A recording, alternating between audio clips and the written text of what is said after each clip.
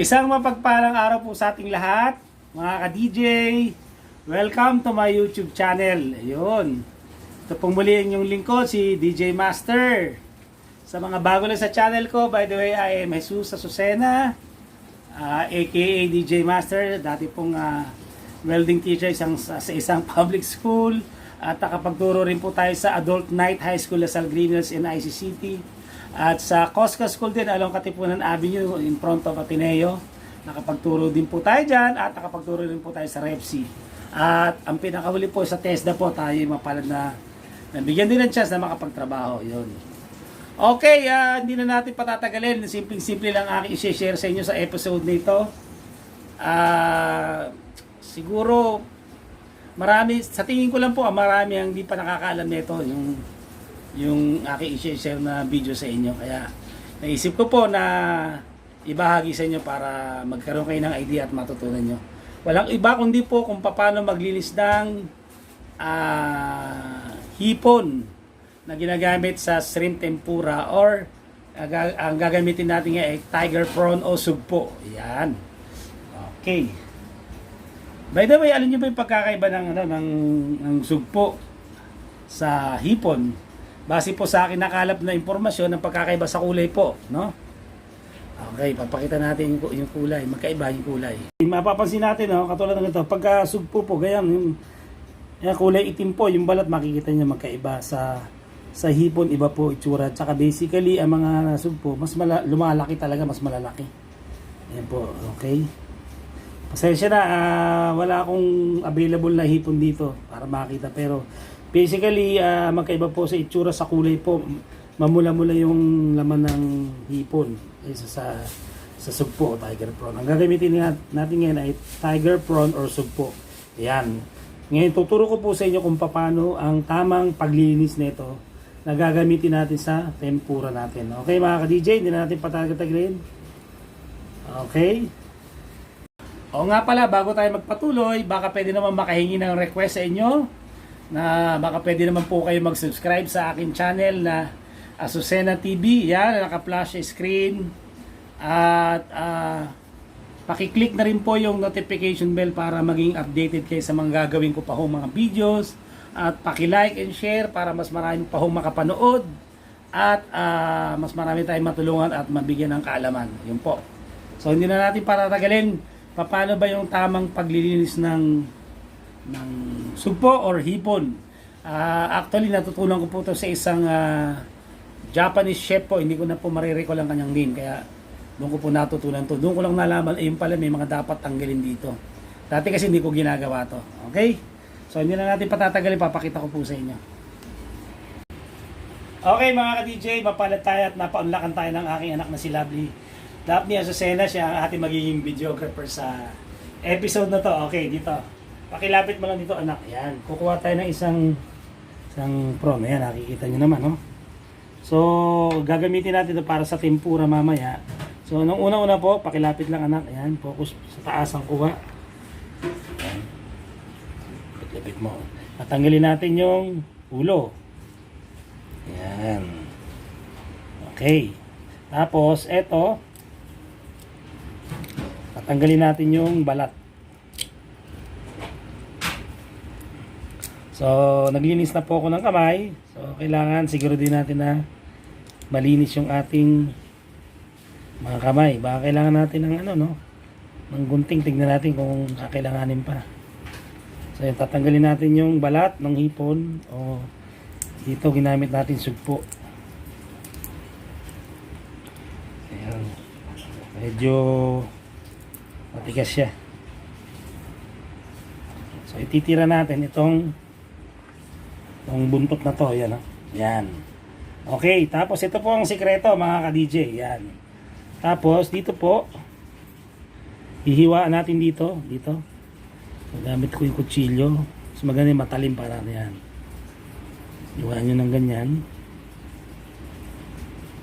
Dati hindi ko po alam po ito, kailangan pala dito may tinatanggal. Tapos ito po, actually ba gumagamit pa ng toothpick eh. Ako hindi na yan, sinungkit ko po, susungkitin. Ito po yung, kung di ako nagkakamali po, yung pinakabituka. Ayan, ayan. So, dapat tinatanggal po yan. Yung sumabit ah. Ayan. Excuse me. Yun. So, may naiwan. Ayun. Nakikita ba? Ayun, ganun po. Ayan. Nakita nyo yun, no? Yung bituka. Ayan. Tapos, dito naman po sa ilalim na part. Yan. Hihiwaan nyo rin po.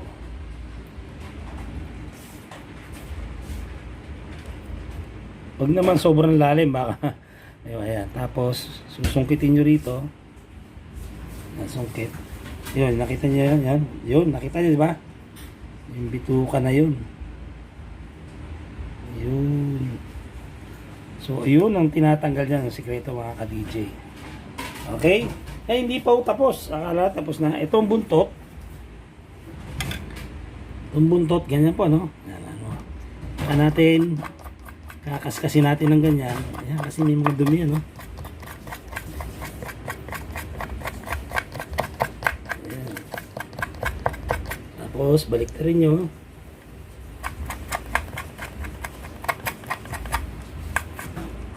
Diba? May mga dumi na hindi dapat na isasama.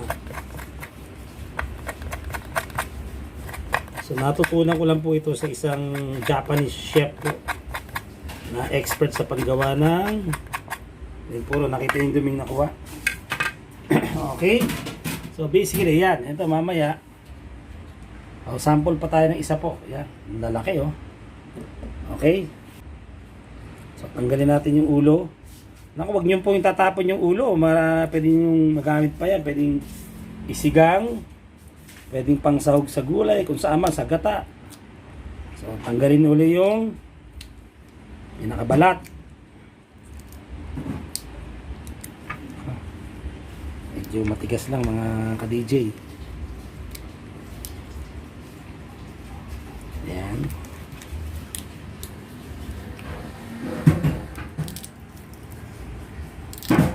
Pag talaga matigas, pwede naman gumamit ng kutsilyo.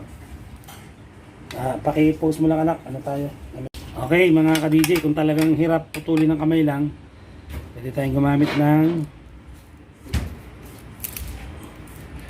gunting yan.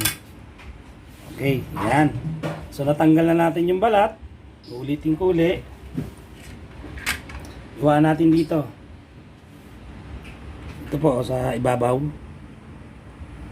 Ingat lang po kayo ha. Ito medyo matalim po itong gamit ko. Hinasa ko. Ayan. Tapos sungkitin nyo po rito. May makikita kayong kulay itim yan, no? Nakikita ba? Yun. Kitang kita sa camera. Yun. Perfect. Yan. Ang dapat hindi natatanggal yan. Yun. Kasi hindi yung mga dumi, oh. Napakita mo anak. Yan, oh. Yun ako lang. Tapos sa ilalim naman. Sa ilalim. Kanina dito sa ibabaw, no? Dito tayo sa ilalim. Iwan natin ng ganon.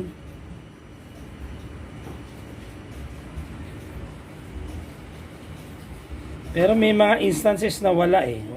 May mga ganon. Pero bihira po. Yan. Tapos, pagkahiwa nyo, sungkitin nyo rito. Gamit yung kutsilyo or toothpick. Nasa sa inyo po yan. Pwede naman toothpick. Yan. Yun. Nakita nyo po. Kitang-kita. Yun. Yun. Tinatanggal yan. Hindi yan dapat kinakain. Yun. Okay. So, malinis na yung ano dito. Wala nang bituka. Tapos, wag nyo kalilimutan ito, yung buntot. Kiskisin nyo po, yan oh. Para tayong chef na ito, anak no, restaurant. Yes.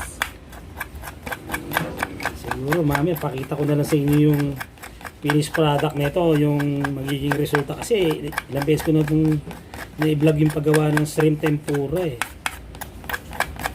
Okay, tapos balik na rin nyo sa ilalim. Yan. Madaling-madali lang, diba mga ka-DJ? Yan. Tapos hugasan natin yan mama. Yan. Ang gagawin dito mga ka-DJ, actually, simple-simple lang. Kailangan lang natin ng itlog, harina, ng paminta, asin. Tapos pwede kayo gumamit ng pampalasa. Magawa kayo ng batter, doon yung ano sa tubig. Yung harina, yung maglagay ng konting cornstarch, paminta, asin, pampalasa. Tapos mas maganda ang sikreto dyan, nagamit kayo ng malamig na tubig, yung batter na gagawin nyo. Tapos pwede nyo lagyan ng yelo para mas malutong pagkira. I-dip nyo ron, tapos una i-roll nyo ron sa harina, sa flour, tapos i-dip nyo ron sa batter na gagawin nyo. Yan lang mga ka-DJ. So isa pa, mga ka-DJ. Ito, ako malaki-laki ito. Naku, grabe oh.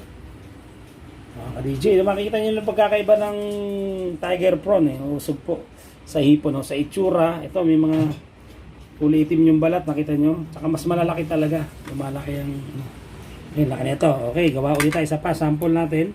So tanggalin muna yung ulo. Pag tanggal ang ulo, tanggalin natin yung balat. Ayan. Ayan. Naku, sigurado. Solved na naman ang aking mga junakis, mga ka-DJ. Ayan. Medyo matigas kasi laki. Okay. Tapos pag mahirap po, pwede kayong gamit ng gunting. Tanggalin eh. Okay, natanggal na natin yung balat, no? Okay, saan? Uli ha, kayang-kaya ito ha. Iiwa dito sa ibabaw ng sugpo. Ito ginagamit natin, yan. Alalay lang po yung paghiwa. Actually, pwede nyong i-ganon. Yan lang kaya ko inahawakan para makita nyo. Ayan, may hiwa na po, no? Tapos, susungkitin nyo rito.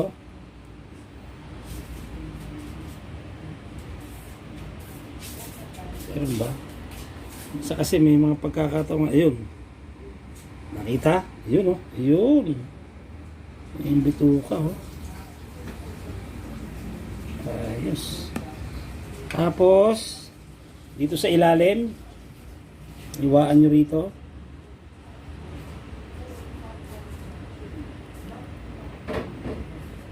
Ayan. Tapos ayun, oh, sungkitin nyo uli.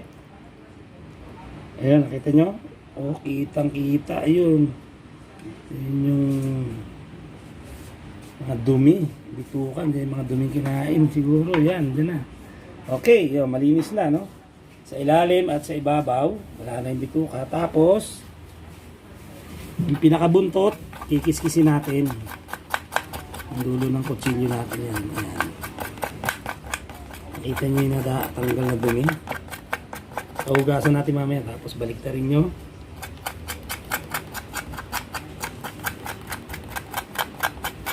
Yung iba, ewan ko kung ginagawa, tinatanggal pa eh. Ito, hindi na siguro pinapansin. Pero may mga tamang kaalaman talaga tinatanggal yan. Nakita nyo ito yung dumi, oh. Tanggal. Yung mga dumi, oh, nakatanggal. Tapos ito yung mga butuka. Ayan. Okay na to. Hugasan na lang natin, mga ka-DJ. So, yun po. Sana po ay kahit papano may natutunan naman kayo sa episode na to kung paano yung tamang paglinis ng yung hipon, yung malalaking hipon o yung sugpo para sa tempura. Okay? Okay, babati tayo mga ka-DJ. No. Babati muna ako anak ha. Okay lang ba dito? Linaw naman. Okay, bago tayo magtapos, binabati ko yung aking ating mga estudyante, yan, yung mga dyan, courteous, faithful, sincere, modest, honest, diligent, achiever, tsaka yung amiable. Yan, kayo, sana wala akong nakalimutan, hindi ko na kayo maisa-isa. Maraming salamat sa patuloy na pagsuporta nyo sa yung mga kaibigan natin sa Marikina. Dyan sila pareha, yan, sila Cedric, sila Johnny na lagi nakasuporta. At nagpapabati rin sa Central Office, yan, sila Ma'am Myla, sila Ma'am Cynthia, yan. Hello po at lahat ng mga taga-NITSD. Mga dati kong kasamahan dyan. Yan, kila Sir Albert Escueta na nakasuporta sa atin yan. Kay Chris, yan, sa HR, yun. Kay Ma'am Maris, yan, thank you po. Kay Ay, by the way nga pala, gusto kong batiin ang aking mother ngayon. Ngayon ang kanyang kaarawan. Happy birthday. Maraming salamat sa lahat ng ginawa niyo para sa aming magkakapatid at sa aming pamilya. Sana mag-enjoy kayo sa kaarawan niyo at huwag niyong kakalimutan na marami nagmamahal sa iyo at isa na po kami dito, yung aming pamilya rito. Maraming salamat. We love you. Yan. At sa shoutout din sa kay Nanay Raquel Obrigado, lagi nakasuporta. Sila Nanay Piningirl, yan, sila Tatay Ramon. Ang aking pinsan na si Pinka Navarro, lagi nakasuporta. Kay Ma'am Aida de la Cruz, yan. Sino pa ba? Okay. Pasensya na, hindi ko mababanggit. Sa aking anak, si Lovely Daphne Azucena, yan, videographer, magpakita sa camera. Kay Christian J. Azucena, the estudyante trader, at sa aking wife na si Lovely, ay sorry, wife, kay Madam Joanna Paulita Azucena, yan, aka si Mars TV ba yan? Yan channel yun. Okay lang no, anak no, pasensya na yung mga hindi ko nabanggit, yan. So maraming salamat. Pansamantala nagpapaalam po si DJ Master nagsasabing laban lang. God bless you all. Bye.